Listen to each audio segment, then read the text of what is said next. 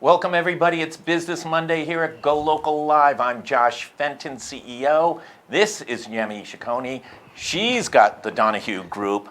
So the Donahue Group, interesting business, once a modeling agency. Yes. Now way more under your leadership. You've had it for 10 years?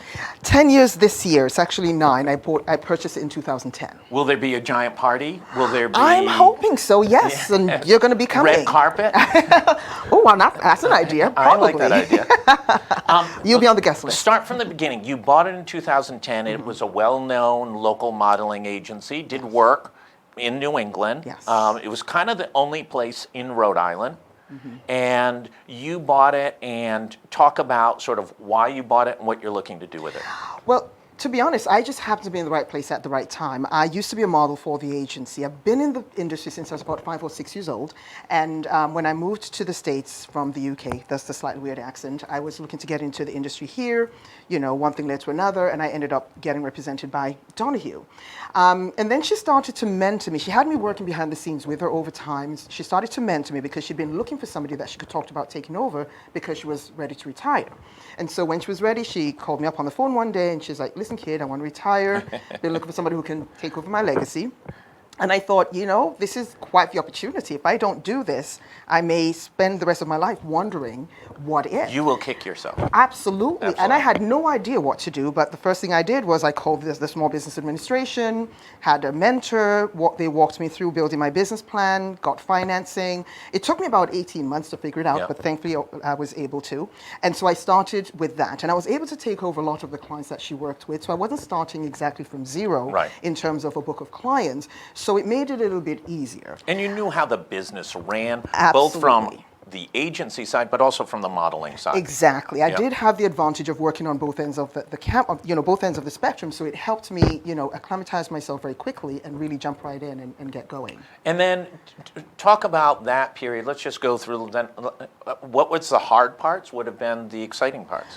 Well, part of the hard part, I think, was stepping out from being just another model to then becoming a business owner and being perceived slightly differently.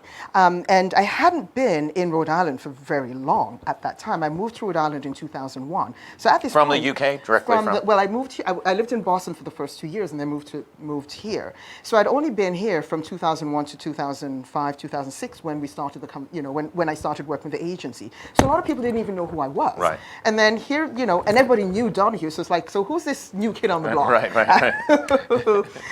So the challenge was really establishing myself as somebody who knew what she was doing, and I wasn't just, a newbie. Yep. But luckily, companies, they took me seriously from the get-go, and I was able to, and I'm a hard worker. Yep. I get made fun of about that a lot. So I was able to really prove myself and show them that I was serious about this. And so I've been able to grow the database of models. I have about 320 models right now, all ages from 0 up to, my oldest model is 91 years old, bless her heart. And then what I've done also is, build off of that. So we're not just an agency any longer. We produce Rhode Island Fashion Week. We produce a Fashion and Beauty Expo twice a year. And I'm also starting a designer consortium where I'm working with fashion designers, providing educational consulting and business services for them to help them grow their businesses. So we've become multifaceted over the 9 years. That's great. Most difficult challenge to you as a small business owner, and I make the argument, we're all the same, right? Yes. It doesn't matter if you're a talent agency for models or we're doing as a news organization. They all have the same fundamentals. You're a hardware, I call it a hardware store. You have to sell nails and screws. You have to cover the salary of the guy who works on the weekends for you, and you have to make enough money to pay yourself and to pay for buying more nails and screws and the guy who covers for you on the weekend. And if you don't, it's not a business. Right. It doesn't matter how much capital you raised, how cool your app is. At some point, these darn things have to monetize. Absolutely. So what's been the biggest challenge? Sometimes it has been exactly that. It's the paying. Sometimes I don't pay myself because you need to take care of everything else. And being a one-woman show for the most part, I don't have the luxury of sometimes going out and doing the business development because I'm doing the day-to-day. Right. I do have an assistant that comes in once a week that helps me with scheduling, but everything for the most part, falls on my shoulder. And so, you have to pay quick, and everybody has to pay you slow. That's exactly right. And so sometimes that is part of it. It's, following up with the client, reminding them. And this is a small market. Yeah. So, sometimes people say, well, get the lawyer, call collections. But I'm going to be walking downtown Providence one day, and I'm going to see the same person that I just threatened. So it's trying to be nice, reminding them that, hey, you haven't paid me yet because I still need to pay these other people. And trying to find that balance. Yes. And also understand that their businesses, I won't divulge who it was, but we had a very significant advertiser who at one period of time had a very difficult time. And my view was, could we turn it over and crack the whip? And I just said, let's run it out and keep reminding them. And they fixed their problems, paid us off, and have been an advertiser since then. Right. So I think it's about relationships as well. Absolutely. Talk about, you went through the Goldman Sachs 10,000 small business program. Yes. Talk about your experience there. Oh my God, awesome. If anybody I encounter that's in business and can do it, I tell them to go ahead and do it. Yeah. I had no idea how much I was going to learn. And I mean, I have an MBA, but sometimes what happens is Was it a British MBA or an American MBA? It was an American MBA. Okay, I graduated from UMass Boston. But so I already had learned the tools to run the business. Yeah. But sometimes when you're ensconced in you've got these many layers of things that you need to do, you can sometimes forget about those things that you also need to be implementing. Yeah, the as best a business. practices. Exactly, best practices. And so when I had the opportunity to go for the Goldman Sachs program, I jumped right on. It's grueling, it's intense, it's hard, but you have to do it. Yeah. So it was 12 weeks, 1 day a week, but you learn so much, finances, marketing, selling, a whole bunch of stuff. And so when I came away from it, I felt so much richer in terms of the education and the knowledge that I had gained from doing the program. And hopefully you'll become richer because of the more I'm rich hoping, absolutely, yes. And they force you to really look at an extension of what you're doing, find a new business or a growth opportunity that you can actually implement to help that growth. And so I'm very excited about what I'm implementing right now. Well, what's interesting is, having done consulting in my previous lives, is once the product or the service is developed, it's all about sales. That's right. There's nothing else to do. You may want to pivot strategically, you may want to introduce new things, but it's really about going out there and selling. Talk a little bit about where you think sort of the design fashion world in Rhode Island is. We're in this wildly interesting place of a preeminent design school in Rhode Island School of Design, and then a preeminent fashion program down at the University of Rhode Island. Right. And nobody really talks about either one of them. There's the, great RISD design show at the end of each academic year, and Nicole Miller's sitting there, and so and so and so and so is there. Famous designers come up from New York. But from a grand scheme of things, it's not an industry that naturally is getting support embraced by the business community, thinkers, doers, as much as it really should be. I totally agree. And that's something that I talk about that a lot, trying to find ways that we can do that. Because, like you said, we've got 2 great colleges here and, students are graduating from them. And then the question And they go on to fame and fortune. I mean, make no mistake about it. This is not the B league, right? Absolutely, this is the A league. Exactly. But sometimes it's hard because Rhode Island isn't known as, the culture of Rhode Island isn't very fashion forward. We're a very casual state. I understand what you're saying to me. I understand. Which is not a bad thing. But, so when we're doing, because, when I do Rhode Island Fashion Week. New media chic. That's Sweater, zip.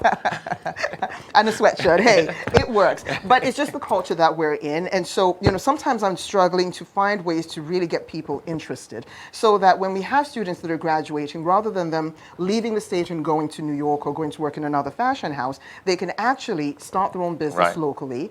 And, even if it's not a full-time occupation for them, but at least they're able to express their artistic creations and have a small clientele that they're catering to. I mean, it seems like you've got people doing some interesting things, especially in jewelry, obviously. You've got Alex Anani and Luke Andani and Nicole Romano and all these folks.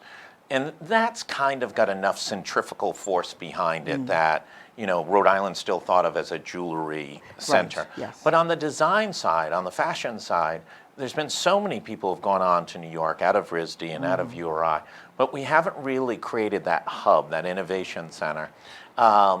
Is that really what the state needs to do in your mind? I think so. Absolutely. Absolutely. Because, we were just talking before the beginning of the segment about Hope in Maine. And then we've got CIC. I mean, around Hope the in Maine corner. has probably sprung off 70, 80, 100 new Yes, businesses. right. And listen, lots of them are going to fail. Or they'll get bored or they can't get scale. Right. And that's okay, if Right. 20 or 30 of them.